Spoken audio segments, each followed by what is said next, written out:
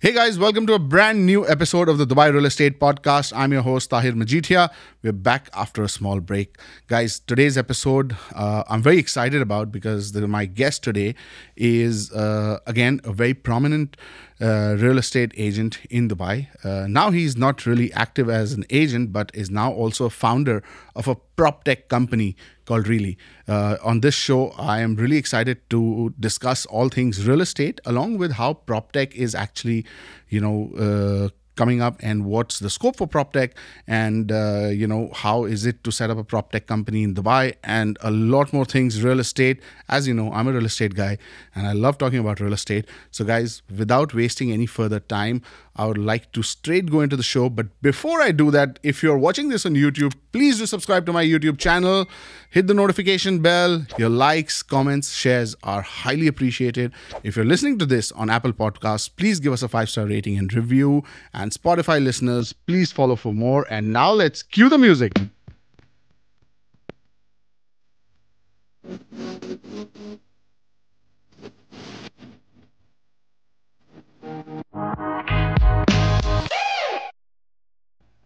So, Dennis, welcome to the show. Thank you so much for taking the time and joining us here on the podcast. Dennis, why don't you start with an introduction about yourself? I know you well, but so the audience knows what do you do and what you've been doing and what you've been up to now. Sure, it's a big pleasure. But first of all, thank you for the invite. It's a privilege to be here, and I'm really looking forward to a very interesting conversation we might have here. Yes. And expect questions from my side as well. Yeah. Yes. No worries. Let's have a good conversation about it. So yeah, you asked to introduce myself. Yeah, my name is Dennis. Dennis with a very strange and difficult family name. Actually, it's Skvortsov. It means a bird if you translate it. Nice. I'm living in Dubai for 13 years. Wow. Out of these 13 years, 12 I am in the real estate. It was a very long journey. I've seen ups and downs. I consider myself one of the top agents on the market. You don't need to consider you are. I know that. Yeah. I really like this job. I really like to see what is happening on the market. I like to see how people are changing over here, making some big success, big wins. Recently, I can say that I made a very big shift in my career. Yes. Where I didn't speak a lot publicly about it. Maybe this is the first time when I speak on the record. That's great. Where I decided to retire as an agent and to focus on the platform. So as an agent, I got some recognition, some milestones that I was looking for. Yeah. Obviously, as any agent, you want to have as well a first place from Emaar. I had it. I had big deals. I had very big deals. I had small deals as well. So yeah, I felt like it is enough for me. I want to go to another game, and now this game is called Startups, where I'm focused right now to help agents to close more deals. Right, that's great. That's great. So tell me, how did you end up in Dubai? What got you to Dubai, and what were you doing before real estate? Before real estate, I was in hospitality, so I was a bartender. Wow. And I was working as a bartender back home in the best nightclub. Okay. I think for a guy, it's the best job possible to be a bartender in the nightclub. It's a lot of fun. It's a lot of money. A good network. Yes. And it happened to be that I lost that job. Okay. And there was no other option for me back then to find another job that will give me the same amount of money. So I start looking where I can go outside. And there were several options on the map. There was obviously US. I was considering Singapore, Hong Kong, Australia, and Dubai as well. And it happened to be that Dubai was the only place that was offering a ticket, a free accommodation, just come and work. And yes, I'll need to go to Dubai. Yeah. And the company invited me here. It's actually a long story how they invited me. They're saying like, yeah, tomorrow you're leaving, and I spent like this like 6 months. I lost all my savings during this time because I already like, yeah, I'm leaving. Yeah, next week. But it was keep on postponing. So yeah, I came to Dubai. I was immediately like disappointed that I came because work as a bartender in Dubai and work as a bartender back home is two completely different jobs. Here it's way more difficult physically, mentally, and I was like, what I'm doing here.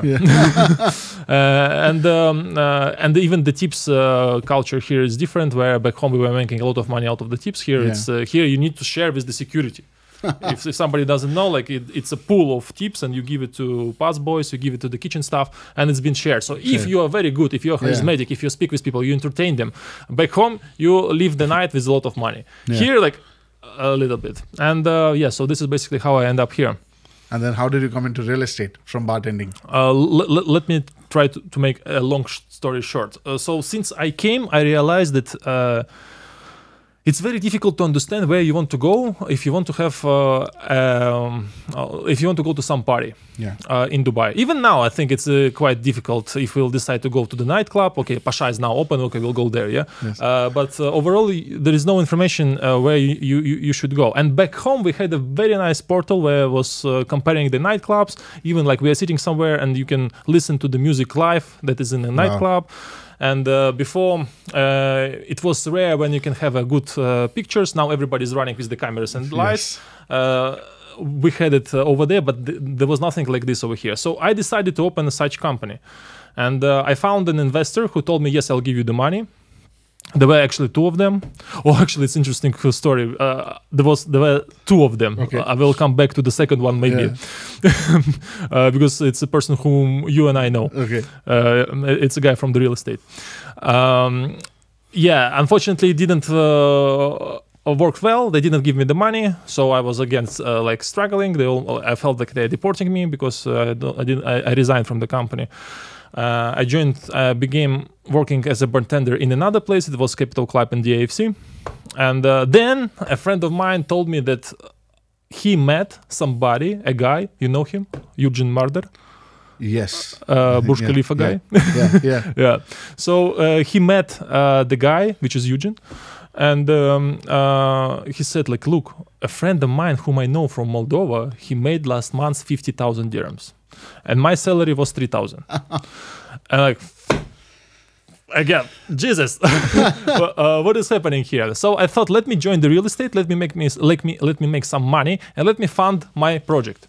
Back then, I needed around 500,000 dirhams to start it. And like, if today a Dennis from back then would approach me, I would give him money because I still believe that the idea is good. And even up until now is.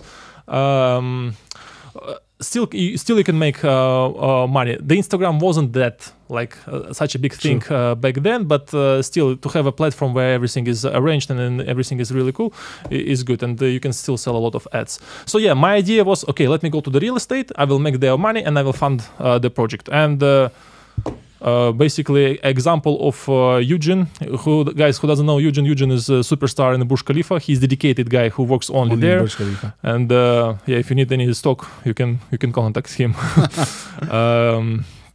And he was my inspiration to join. Nice, that's great. And so far your journey has been amazing. The last 12 years in real estate, from starting, from zero to where you've achieved. What do you think was, things that you did right in reaching where you are today, in being a successful agent, being one of the top agents in the market? What do you think, as an agent, were things which you did right? And what do you think are the mistakes which you would tell anybody new coming into the market not to make? Okay, I think I had a very, very big advantage as an agent. And this advantage was that I didn't have the second chance. Right. So absolutely. That's one big thing. It's a huge advantage. Because I look right now at some guys and I see that like they don't jump in this. Like, okay, if something, I go home. That's true. I think that's with anything in life. When you have that, option B in your mind, then you don't put your 100% on option A. Yeah, especially in sales. Exactly. Especially 100%. In sales. Yeah. So this was my huge advantage. And if you take a look, there are quite a lot of guys from Moldova who are doing very well in the real estate market in Dubai. Like even in my previous company in Axe Capital, there were times like where top 3 guys were from Moldova. I think this was a very important part for me. I didn't have a second chance. I cannot go back to Moldova to do what? So I approached this from the point of view that I need to make it. There is no other way. So I didn't have a lot of savings when I joined the real estate. I had a friend of mine who told me, yes, you can live at my place while you're doing something. And I was thinking, okay, if things goes bad, I will do some part-time job as a bartender, and I will be able to cover some expenses. Some expenses.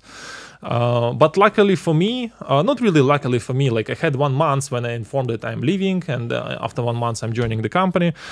This month I was spending all my free time studying what to do, like how to call, how to do this. I was speaking with everybody, asking for the advice.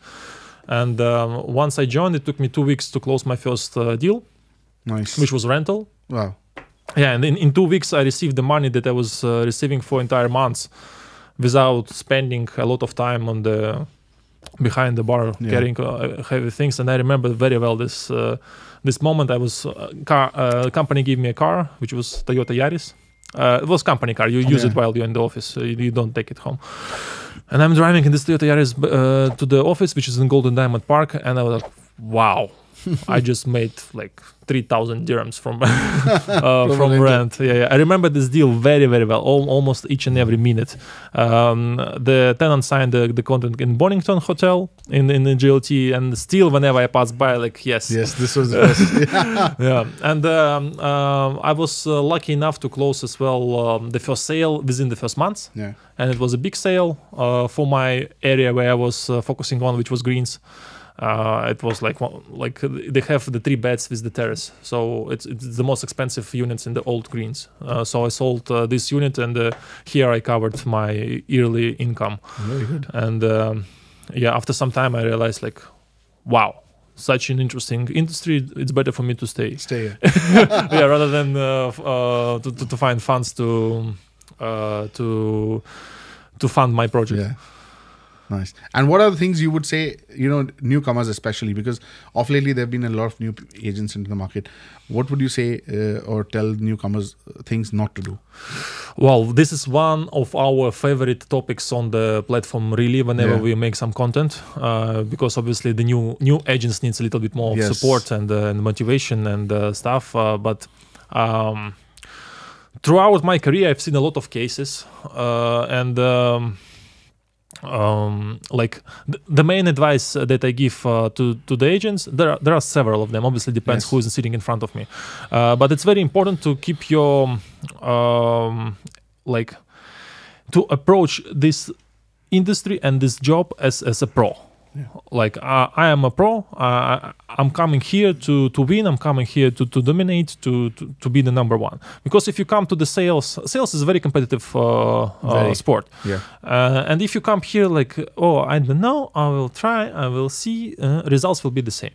But if you come there, yes, I will. I can do this. I will make it. And if you focus on actions, the chances of you to succeed will be way higher. 100%. I'm saying chances because there is no guarantee. You still need to have a little bit of luck. It's very important for the newcomer to protect this mindset. Who will challenge this mindset? Quite often it's other colleagues who will say, oh, the market is shit, company is shit, leads is shit, and this doesn't matter how strong and tough you are, this will penetrate your mind. Absolutely. And it will affect you as a salesperson. So whenever you feel like somebody is talking this thing, cut it and move, cut it and move. So to protect the mindset. And once you protect the mindset, other things becomes very easy. Because if you have a belief, done. I've seen guys who doesn't know nothing about the market, nothing about the projects, but they believe in Dubai so much. Yes, they sell like crazy. No, I totally agree on that, because a lot of times people if they listen to others saying that, and this is not just agents, even investors I see sometimes when they listen to, people, oh no, Dubai is now, market's going to go down, this is happening, this, that, and, they stop. And then they see after a few years that, oh, I wish I didn't listen to those people, and that's absolutely true. When you're actually wanting to achieve something, if you listen to people who start giving you, negativity, or try to, or probably they don't know what you want to achieve or you can achieve, they will keep telling you things. And that's absolutely true, because a lot of new agents I see, when they come, they're motivated, but after a few months, and especially if they've not had successful months, they start getting demotivation, and they want to then think of other options. It's the most difficult part. Yes. This is the moment where everybody is leaving. Yes, exactly. So this is the most important part, to keep on pushing. But obviously it's well important to approach this industry with a little bit of respect. So don't come with empty pockets to the real estate. That is very true. Yeah. Our friend, our common friend Zohepa is saying that he's not hiring anybody if they don't have 6 months savings. Maybe his strategy changed, but I think it's a very wise decision. No, you need, I also tell everybody that, look, you want to get into this field, you need to have savings, you need to have some money, because there's no guarantee that you come in and the first month you'll make money. There's some people who are lucky and make money in the first month, but I've seen some people who for the first 3-4 months didn't make money. And then, come on, sometimes it's 6 months. 6 months, yeah, exactly. And the worst thing, they're doing everything right. Everything right. And still it doesn't happen. And, especially then, after some time when it starts, then they start making money. So it's very important that, people have money to survive when they come into this industry. Now, that is coming to one thing, one question which a lot of people have in mind, and I think you're the best guy to answer that. 2022, we saw a lot of Russians buying into Dubai. 23 also sometime. Of lately, we are hearing a lot of news and media. Obviously, they are not the people who work in real estate. Are the Russians leaving Dubai? Are they selling their properties in Dubai? What's the reality? What's the fact? Look, 100% it's true that we have less inquiries right now from Russia. Yeah. For the reason, because a lot of people who wanted to buy already bought. Right. There is a group of people that wants to sell their assets over there and then to take money out of the country. Right. And this is basically their main request, to take money out of the country. Not to invest, not to have a passive income, not to have this and that, but to take money in the safe place. Safe place. This is their ultimate goal. Right. And some of them still have some assets that they need to sell and bring it here. Right. Are Russians selling? Yes, they do. There are clients that need to get out of the deals, but it wasn't their initial plan. Right. For example, last summer, the rate between the national currency and the dollar collapsed. Yeah. And something that you were paying, let's say 1 million, now it costs for you 1.4. Right. So not everybody are able to sustain this difference. Right. So obviously, even if they initially were planning to keep the units, now they need to sell it because they cannot cover the next installments. Right. And you don't know what will happen next with the exchange rates. Yeah. And this is something that nobody could predict. Unfortunately it happened, and some of them needs to exit. There is other group of investors who had wrong expectations from the market. Okay. And they had it maybe because they did something like this back home, or maybe they were guided by the agent who told them that yes, you can exit after you paid 20%. Right. Which is you and me, we know that's bullshit. It's bullshit. Yeah. But there are people who bought and they were like, okay, once the 40% or whatever is required to transfer the property, we pay for this and we exit. And if you think about it, it makes sense. Yeah. Because if you look at the launch of the project where everything got sold within a day, you as an investor think that it's quite an intelligent decision to buy, and yes, we can sell it after 40%.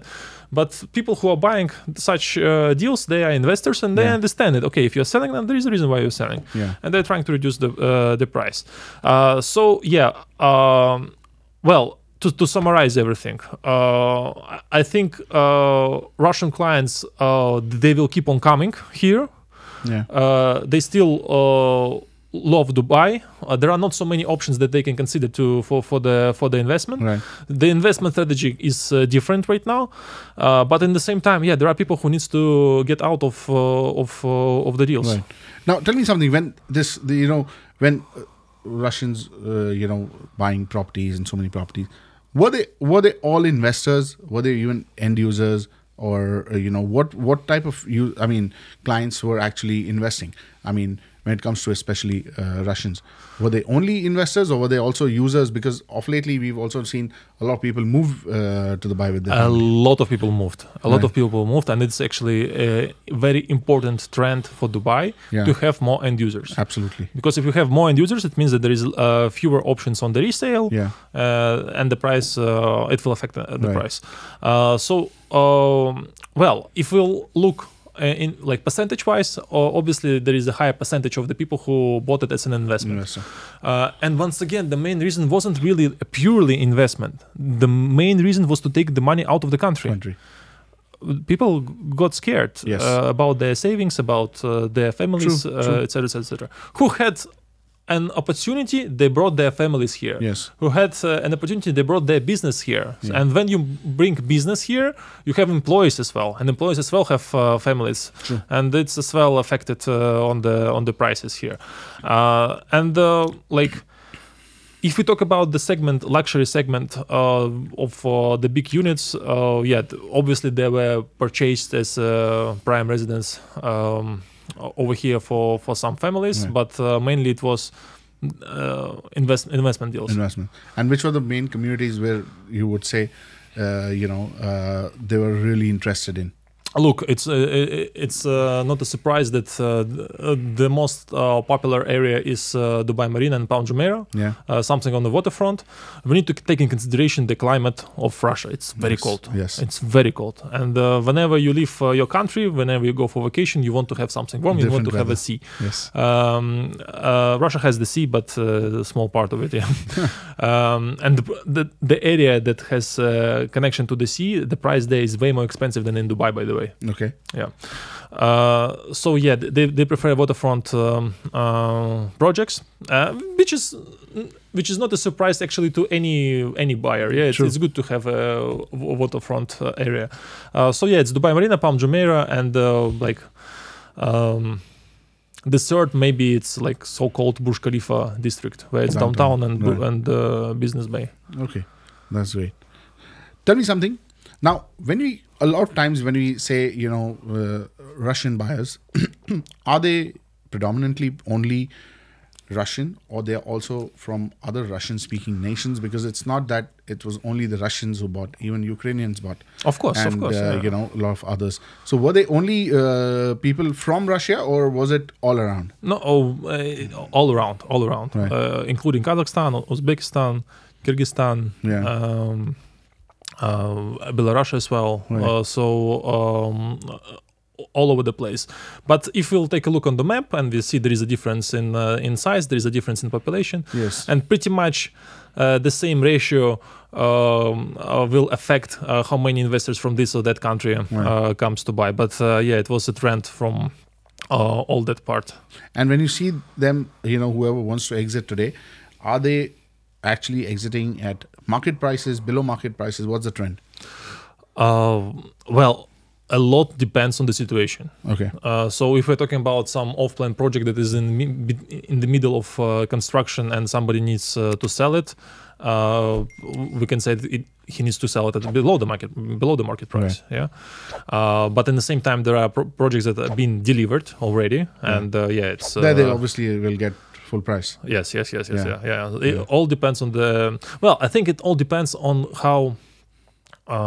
In which position is the investor and how much about this position understands the buyer.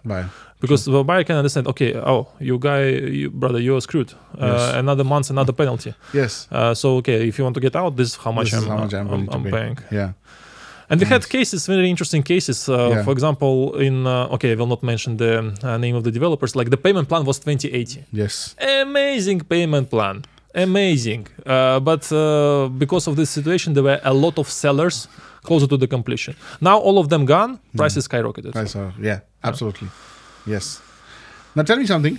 Now, you were very active on social media once upon a time, especially with your YouTube. Yep. Because in fact, before I started doing content, I used to see a lot of your things, and I was like, this guy's really and you were like really consistent. Yeah. Long before even agents started doing this in Dubai, right? Why did you stop? Why did I stop? Yes. Oh, very, very simple. About that will start that I'm very grateful that I started it. This is the tool that really, really helped me a lot. Yeah. Why I stopped? I stopped because I joined another company, X Capital. Yeah. And at some point, I realized that I'm getting so many leads that I don't have time to film. And then I was like, wait a second, why am I filming? Yeah. I'm filming to get leads. I didn't want recognition and didn't want to be a celebrity. I was doing this to get leads. And here I'm getting the leads. So at some point I realized, wait a second, let me put this on pause because here is like money are coming in. Yeah. So this was the reason why I stopped. Right. After some time, I start feeling that I miss this. And I had an attempt to try it again, but now I see that I need to come up with a different format of videos. I will dedicate some time to the YouTube, and right now it's more difficult. It's a different game. Yes. Yeah. Nice. But do you think in your journey it helped you? Big time. It was a game changer for me. Yeah. Before YouTube, I was still like a top performer in my company, but with YouTube, it was way better. Yeah. And again, I opened it because I didn't have leads. And I say, okay, let's try to do the channel and see how it works. And I was one of the first agents who start doing even ads on Instagram. Yeah. And so my funnel was, I was running ads on Instagram and I was showing my YouTube video to these leads, and whoever was saying, yes, I'm interested, I was closing. Nice. My mistake back then, it's a good experience for somebody that in case if something is working, keep on putting money pushing, there. Yes. Money. Yes. So I had paid ads on Instagram, and it was working so well. And back then, the price for lead was like $3. Yeah. Now it's like 70. Yeah. Big difference. Huge difference. Yeah. And what I was doing, I was putting the money, and I was closing the deals, and like, I'm okay.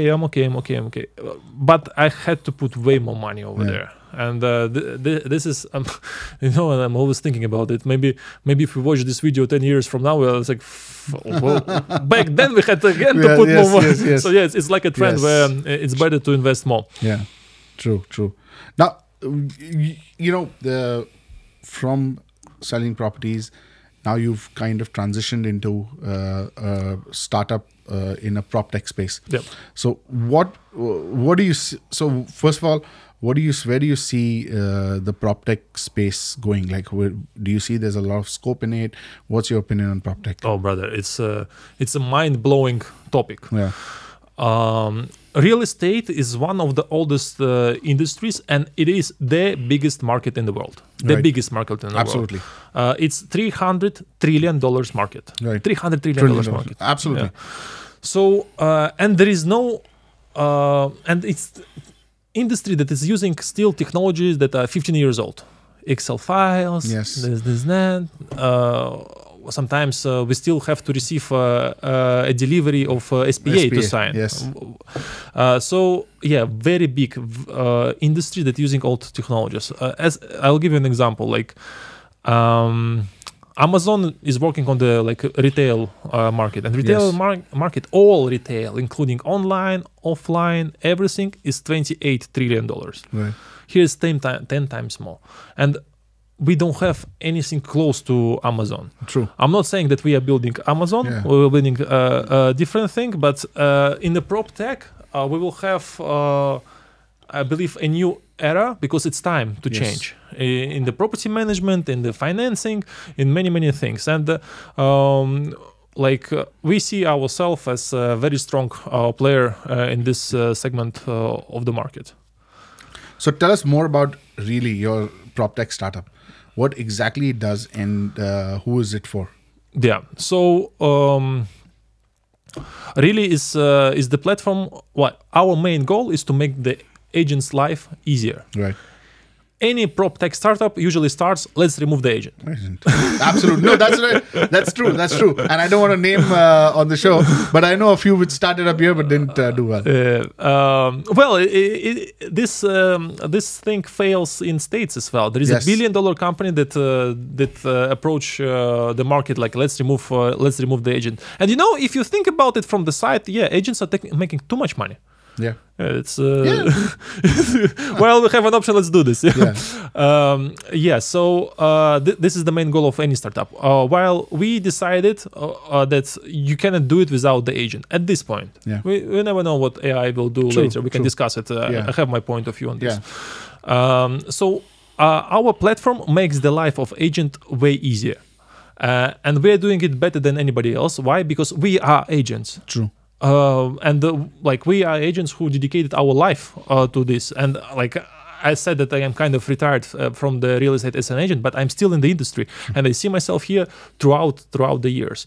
And during my journey, I know what is the pain points of the agents, and if technology can solve it, we will try to do this.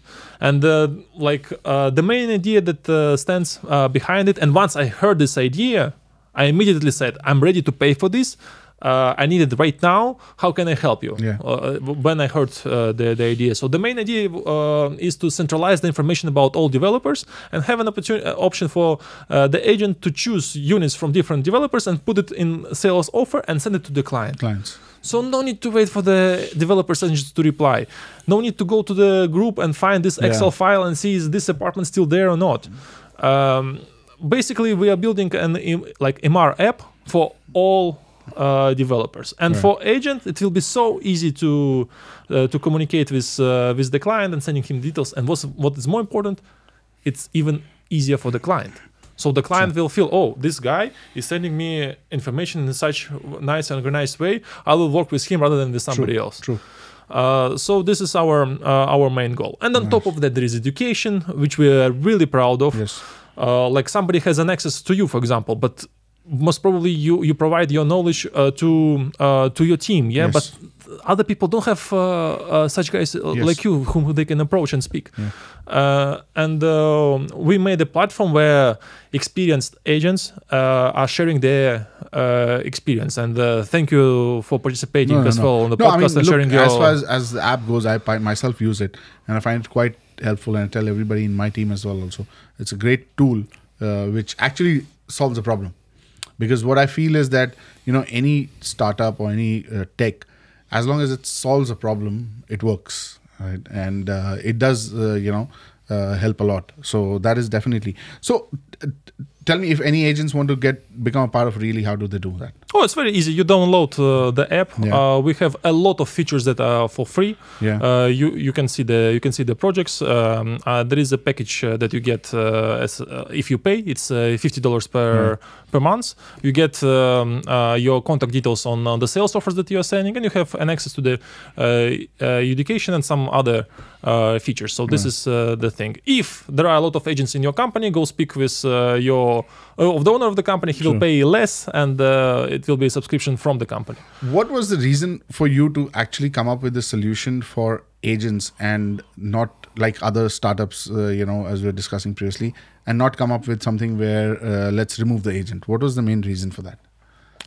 We realized it doesn't work.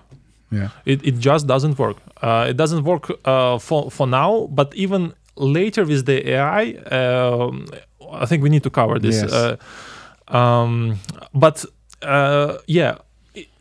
We saw that it's not working, and we as agents, we understand that my client will not do this. He will need to discuss and see this, and we will not cover entire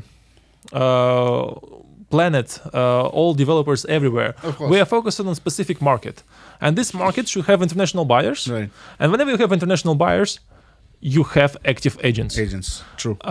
Because even I was in Turkey 2 years ago on vacation. After 3 days, you got bored. Yes, 100%. Like I'm tired. Yes, Like okay, you want to go and see the properties. yeah, let's go see the properties. Like what they have here. Yes. And I'm like, oh, I will not call the agent. I'm a real estate agent myself. I'll be the I will developer. figure it out Yeah. myself. So I opened the portals, I opened the websites, I ordered some articles. I'm reading, and everywhere the best in the heart of Alanya, in the heart of Khmer. High ROIs, and I understood that okay, it seems like I need to speak with the agent. So even us, Yes. Yes. 100%. experienced guys, we are approaching agents on the markets where there are a lot of international buyers. So we are focusing on such markets, and there are quite a lot. Like we're going to Miami, we will be present in London. We are already in Bali. Bali is amazing market, by the way. Yeah. Thailand as well is with us. So yeah. But in the same time, we are interested, for example, if we will not have properties, let's say in Pakistan or India, but we will have from their agencies Yes. who will be interested to buy something in Dubai or Bali. Now, tell me something. How easy or how difficult is it to set up a prop tech startup in Dubai? Look, it's quite a challenge. It's quite a challenge, and you'll find out about some challenges only once something is done. But the main challenges are in the line with like, what do you want to do with your startup? Right. If it's you and me who put money together and we are building something on our own funds, it's one thing. But if we want to go to the IPO, if you want to attract venture capital funds, it's very important even from whom you're taking money. Right. Like, for example, whenever my clients get to know that I am building something, they're saying, Dennis, Yes. we're ready to give you money. Yes. We're ready to give you Of money. course. From different countries, yeah. But for example, I cannot take money from them. Even though if I understand it's easy money, and for them it's not even like they don't really want to make anything out of this. They want to They want to support support me. you. Yeah. Absolutely. Yeah. Yeah. But I cannot take money from them, and these are some hidden things that you don't understand until you start doing business. this, and somebody will explain you, wait a second, on the second round when you will raise another amount, this might be a problem because this guy will say you need to buy out this guy, and this guy will say no, and there are a lot of fights behind it. But in any case, it's such interesting world, and I'm like after another meeting, like we had a meeting with some startup that was closed as a prop tech startup, by the way.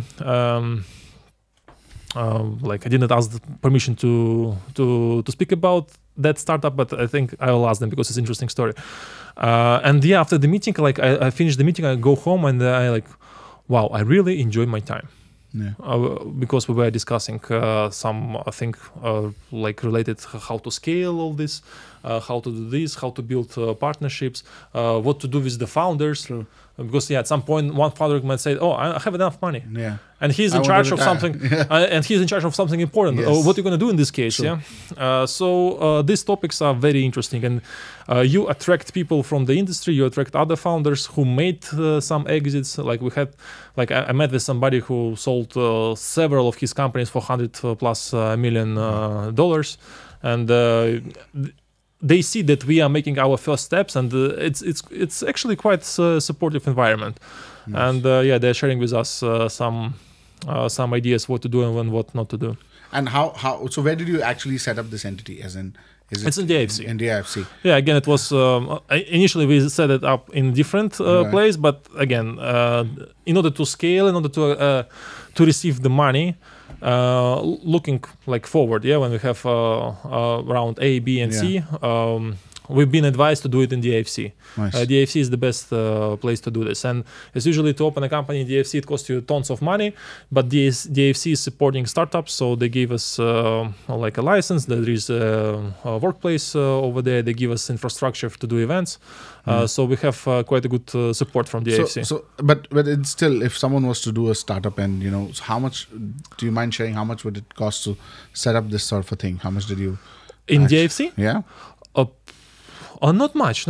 Around like 50 to 75,000 dirhams. Right. Yeah, it's not much. Which is still fine. You just need to pass their like due diligence on the idea and stuff. Yeah. And any specific reason that you chose that because you're in Dubai market, that's why you chose Dubai, or Was there any other factors also choosing Dubai to have your startup? Well, I think Dubai right now is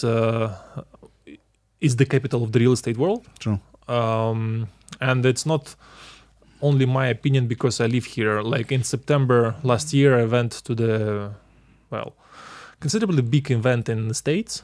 I spent some time with Ryan Serhant, with his team. Yeah. And amazing guys, brilliant guys, but felt like here we have a way better. Yes.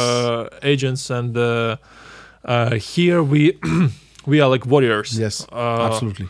And like I didn't felt it there. Yes. Well, obviously a big factor is that we are based over here, but in the same time you cannot find a better place to start a prop tech startup rather than Dubai right now. Absolutely. No, Dubai in the place in general, right? If you want to survive here, you have to be like fully charged always. Yeah. You cannot be, sitting at home and chilling and thinking, okay, this will happen, that will happen, There is something that they're saying there is an advantage of an immigrant. Yeah. And we are immigrants here, all of us. True. All of us, because of this, all of us are like kind of pumped. Absolutely. And while you are pumped, it affected me. While I'm pumped, it affects you. Yes. And you are in the environment that people are trying to do something. Yes. And I think that is one of the reasons for Dubai's success also. Because, in general, the people over here are really hungry to do something, to make something, achieve something in life. And that's what, if you see the city on the whole, what it has achieved in a short span of time, I don't think there's any other city. Mind blowing. Absolutely. Yeah.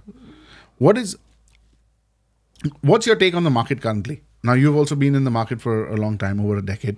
Where do you see the markets heading now? Well, I don't expect any substantial growth in upcoming years. Yeah. I would pay close attention to the elections in states. I follow the logic that right now they kind of try to hold the interest rates. Yeah. And after election, there is a chance that maybe they will stop holding it and it will go up. And if it goes up, it will affect the mortgage buyers over here, which we don't have that many as in other countries. In other countries, 100% of the buyers are mortgage. Mortgage, absolutely. Yeah.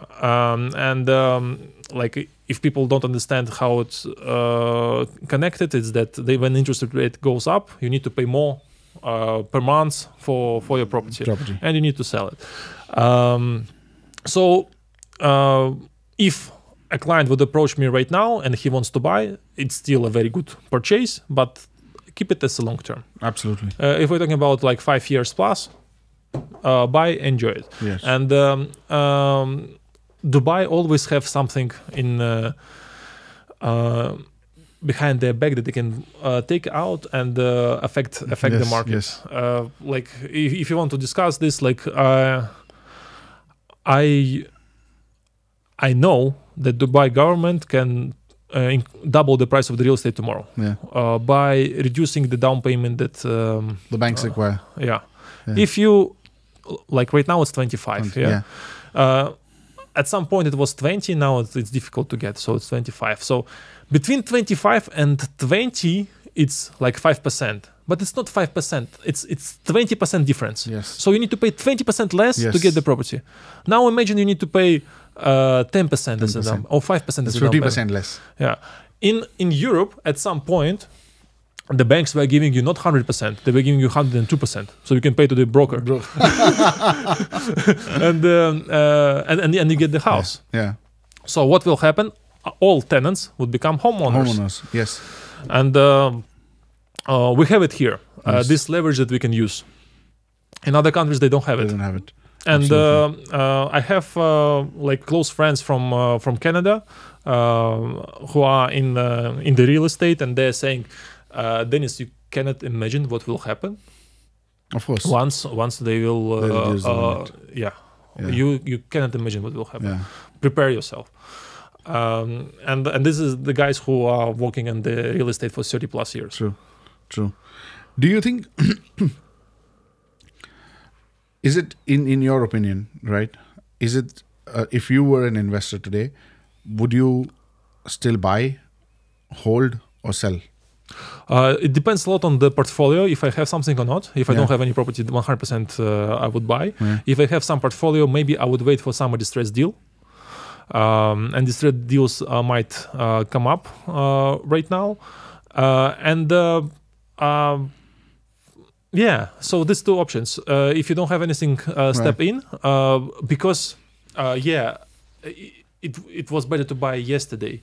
But again, if we compare the price in top 20 cities, like Dubai is on number 18 or 17 in the most expensive cities. So there is a huge potential for appreciation. And we can see the trend that like people from Europe are moving here, people from States are moving here. That's in fact a new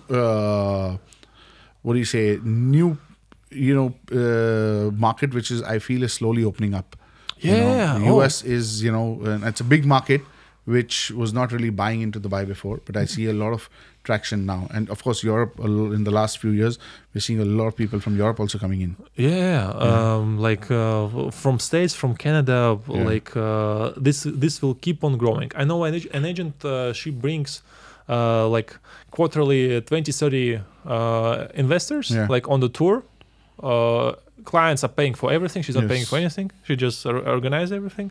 She goes. All of them are buying several properties, and this trend will keep on growing because the situation in the States is not that good. True, and I hear more and more complaints about it. Absolutely.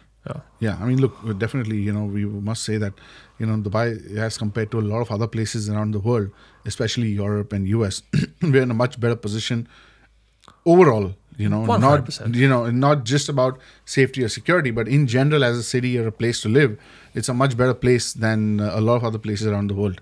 Yeah, I wouldn't consider even to move somewhere else. Tell me something on a personal note. As an expat coming from Moldova, settling here, raising your family, how do you find Dubai as a place for family? For family. Look, I'm very excited for my kids to grow here. I'm super excited. Why I'm excited is like right now when I travel somewhere and I post a story like, oh, I'm here. I'm getting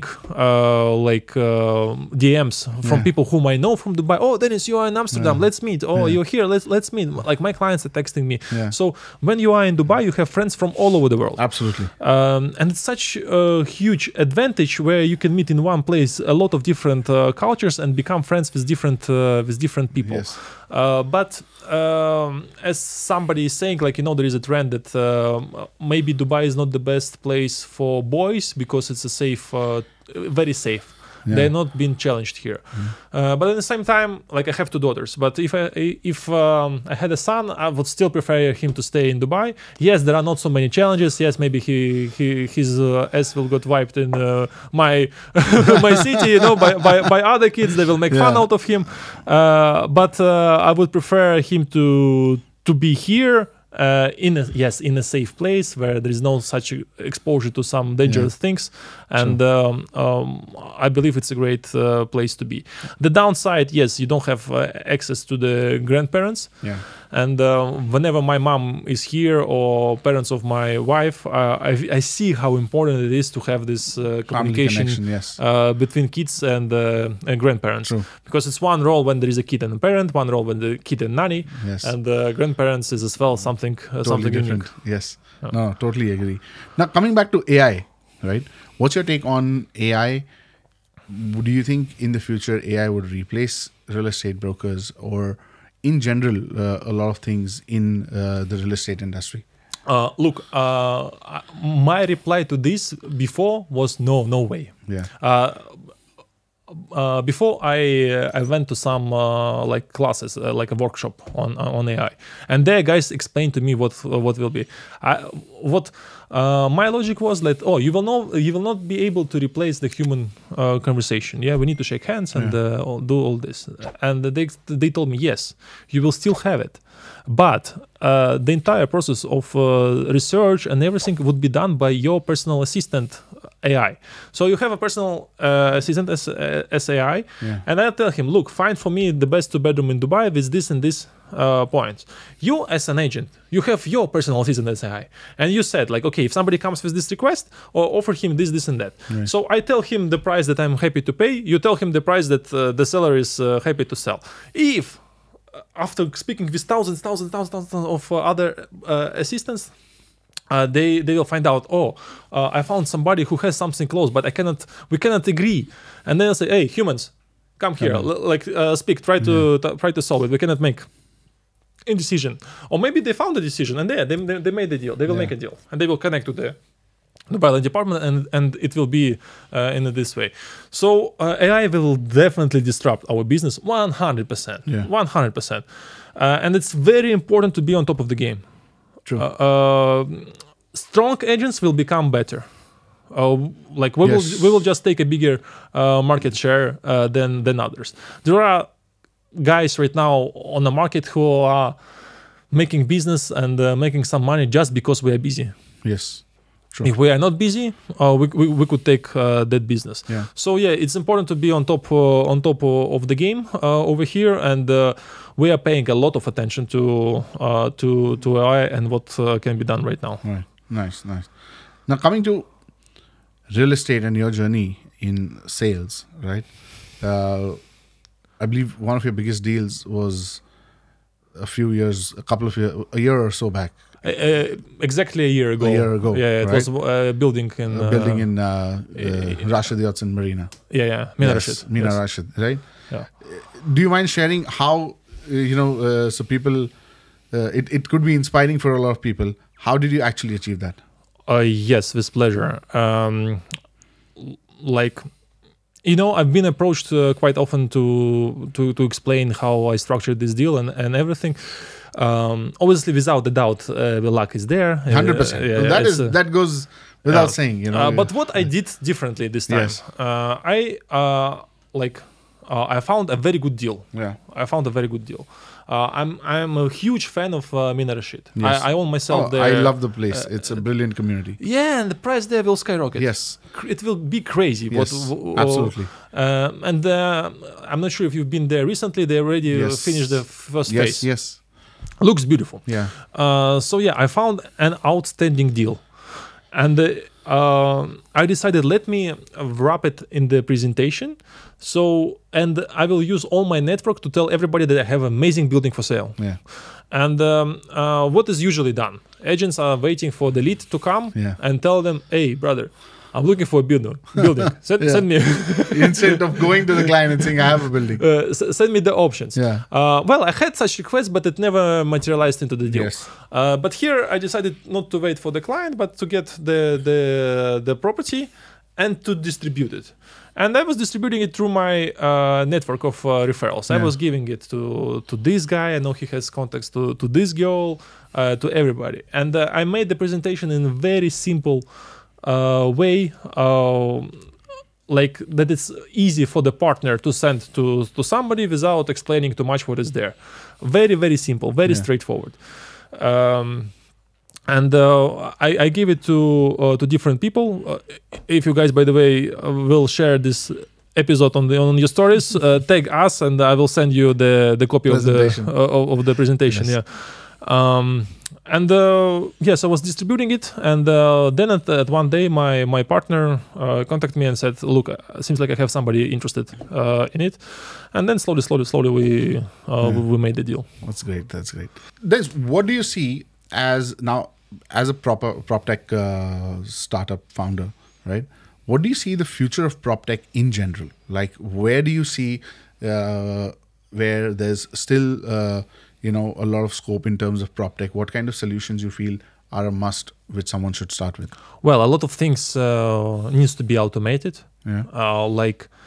Another reason why you are not as efficient as agent as you could be is because you have to do a lot of after sales service. Manual work. Or send me the invoice, or send me this, or tell me what is the situation with that construction, what is this and that.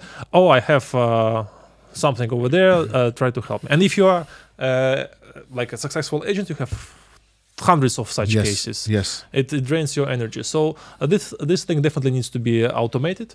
Yeah. And it's easy. It's easy to do this, and I'm really looking forward when somebody will come up with such kind of automation. Maybe at some point we will be there where we can take this offload from the agent. But on top of that, PropTech is such huge industry where you can easily integrate a lot of other things, starting from ed tech, educational tech, fintech, where you can do the mortgages, you can do the transactions, you can do the escrows. Still, the owner of the property who doesn't have a bank account over here, it's very difficult to resell the unit. You need to have a lot of trust in somebody. Like we have partners with whom we are working for many years, but still, there should be a better solution for this. So there are tons and tons of opportunities for the technology to make our life easier, and even help developers. Let them focus on the construction, and technology will do the rest. Yes, true. And for agents specifically, right, nowadays, there's so much information in the market. It's so overwhelming that sometimes it's so difficult that if you don't use tech, right, you cannot actually reach. You will not be able to compete. You cannot compete. Doesn't matter how talented you are, how hardworking you are. If there is a new guy with the good technology and he's using this technology, he'll be able to do much better. It's crucial to use the new technologies. It's like we can talk about photographers who are using the film to make pictures. Then when digital camera comes, like, oh no, I will not. And a lot of them disappeared. Yes. No, that's true. Use of technology, I feel, is in any industry. It's not that the industry goes away, but the way you do things changes. Photographers are even needed today, but if you stick to old cameras, obviously your demand is not there. But if you use the latest technology, you're in high demand. 100%. So that is definitely there. Now, before we end the show, what are your top 3 communities to invest in Dubai? Look, I'm not a big fan of highlighting communities, because a community that was interesting 6 months ago, now it's not that interesting because the price went up or something like this. But I can highlight 2 that I believe still are on a high demand and have a very high potential. It's Min and Rashid. I think it will be outstanding, and I really like Dubai Islands as a location as well, and the prices that they are offering over there. So these 2 areas, they are close to each other. I believe still good potential. And they will bring a lot of interesting projects and good infrastructure, and people who will live there will enjoy their life. Nice. Dennis, I think that was a great chat. Thank you so much. It's been a pleasure knowing from you, and I'm sure the people listening to this and watching this will also get to know. If someone wants to get in touch with you, how do they get in touch with you? Well, there are not so many reasons to get in touch with me right now. But say if someone wants to invest in your startup. Well, it's an interesting question. We are very selective with whom we're taking the money. If we're talking about this particular time, we are raising the round, and we have a waiting list where we are oversubscribed. Nice. So people are saying we want to invest, but we allocated a specific amount. We have more than that, and we are looking for some people who can bring more than just money to us. And it's something related to tech, and it's something related to financials. That we need somebody who will help us to bring our company to IPO, and we want to make a very sound, very very loud case of the company who were initially born in Dubai, and that became a international success, and it was listed in Dubai. So residents over here as well can have a cut of it at some point. No. Wish you all the very best, and I'm sure, inshallah, you'll be successful in that. And thank you so much for joining us today, and hope to see you soon. Oh, for sure. And thank you so much for your support that you are giving to us, and we highly appreciate it. Thank you so much. Thank you, brother. Thanks. So that was Dennis from Really on the Dubai Real Estate Podcast. I think this was a great episode. A lot of good things for people to take from it. And if you want to get in touch with me for anything Dubai Real Estate, guys, you can reach out to me on any of my social media handles at Tahir Majithia. And I'll see you with new episodes very soon.